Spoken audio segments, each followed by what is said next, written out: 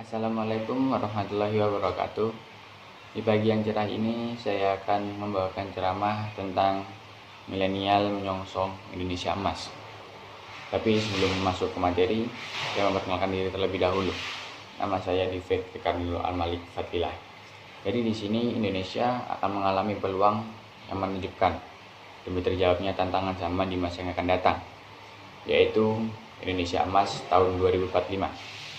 Di mana usia bangsa ini akan menginjak genap usia 100 tahun di tahun 2045.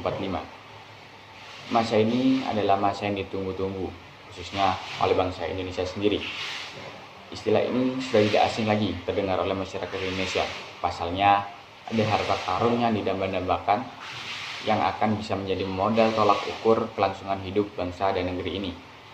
Pada tahun itulah Indonesia akan menyentuh umur ke-100 tahun, atau yang disebut sebagai bonus demografi, yakni fase di mana jumlah penduduk produktif usia 15-64 tahun di Indonesia lebih banyak dibandingkan jumlah penduduk yang non-produktif usia di bawah 14 tahun dan usia 65 tahun ke atas dalam rentan tahun 2020 sampai dengan 2045. Bonus demografi ini apabila sumber daya manusia yang dapat terpenuhi dengan baik, maka akan menghasilkan nilai positif bagi pertumbuhan ekonomi bangsa Indonesia.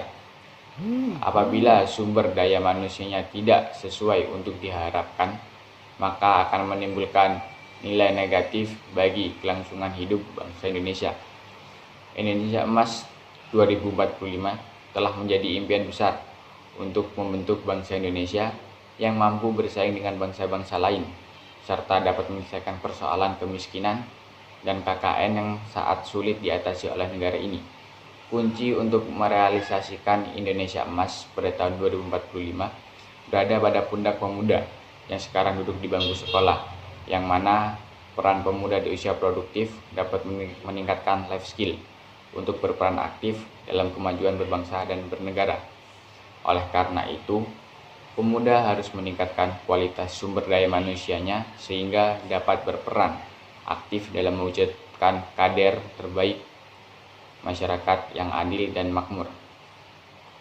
Lantas, bagaimana peran pemuda saat ini untuk menciptakan sumber daya manusia yang berkualitas agar dapat berkontribusi untuk kemajuan bangsa dan negara, serta dapat merealisasikan bonus demografi?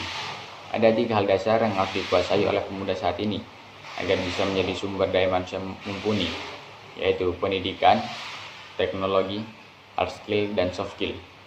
Pendidikan adalah suatu metode untuk mengembangkan keterampilan, kebiasaan, dan sikap-sikap yang diharapkan dapat membuat seseorang berubah menjadi lebih baik. Sedangkan menurut filsuf barat Aristoteles, pendidikan adalah suatu fungsi dari suatu negara yang dilakukan terutamanya setidaknya untuk keperluan negara itu sendiri. Negara adalah institusi sosial yang tertinggi yang mengamankan tujuan tertinggi atau kebahagiaan manusia. Pendidikan adalah persiapan atau bekal manusia untuk beberapa aktivitas yang layak dari tahun ke tahun. Pendidikan mengalami kemajuan yang signifikan. Negara Indonesia yang mampu bersaing dengan negara-negara lain. Perlu kita ketahui bahwa negara dapat dikatakan maju apabila pendidikan di negara tersebut juga maju.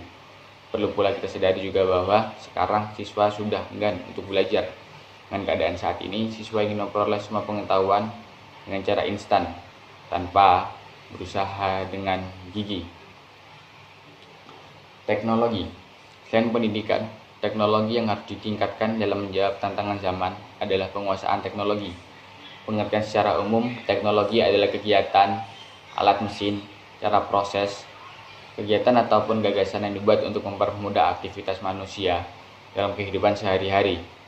Di zaman serba teknologi ini, kita sebagai manusia tidak pernah luput dari namanya teknologi, baik digunakan dalam profesi maupun digunakan dalam kegiatan sehari-hari. Teknologi dari waktu ke waktu mengalami kemajuan yang sangat pesat, sehingga manusia dimanjakan oleh teknologi dan dalam aktivitasnya. Hard skill dan soft skill. Hard skill adalah keahlian utama yang dibutuhkan dalam sesuatu pekerjaan, lebih tepatnya ilmu pengetahuan, teknologi, keterampilan teknis yang berhubungan dengan bidang ilmunya. Sedangkan soft skill adalah kemampuan seseorang dalam mengatur dirinya sendiri dan kemampuan berhubungan dengan orang lain.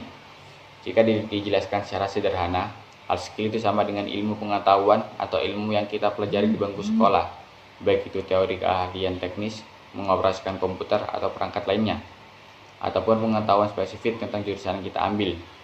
Hard skill bisa dilihat dari nilai rapot seorang siswa. Jika nilainya tinggi, berarti orang tersebut ahli dalam bidang atau mata pelajaran tersebut. Sedangkan soft skill adalah abstrak dari hard skill. Tidak seperti hard skill yang bisa diukur dari nilai soft skill. Tidak diajarkan di bangku sekolah, sehingga tidak ada sistem untuk menilainya. Itulah beberapa peran pemuda sebagai generasi penerus bangsa yang penting dan juga diupayakan untuk melakukan kebaikan demi kepentingan bersama, baik dari masa lalu, masa kini, dan masa yang akan datang. Dapat disimpulkan juga, peranan tersebut memang benar. Pemuda merupakan suatu tonggak atau kunci dari adanya pembangunan. Perubahan yang ada di dunia ini dengan adanya peran pemuda, khususnya di Indonesia sendiri yang sangat signifikan, seperti peran generasi muda dalam mengisi kemerdekaan, dapat menjadi suatu langkah atau pintu awal bagi bangsa Indonesia untuk lebih maju dan berkembang lagi di masa yang akan datang, terlebih di mata dunia. Cukup itu yang bisa saya sampaikan. Jika ada salah dalam pengucapan kata, harap dimaafkan. Wassalamualaikum warahmatullahi wabarakatuh.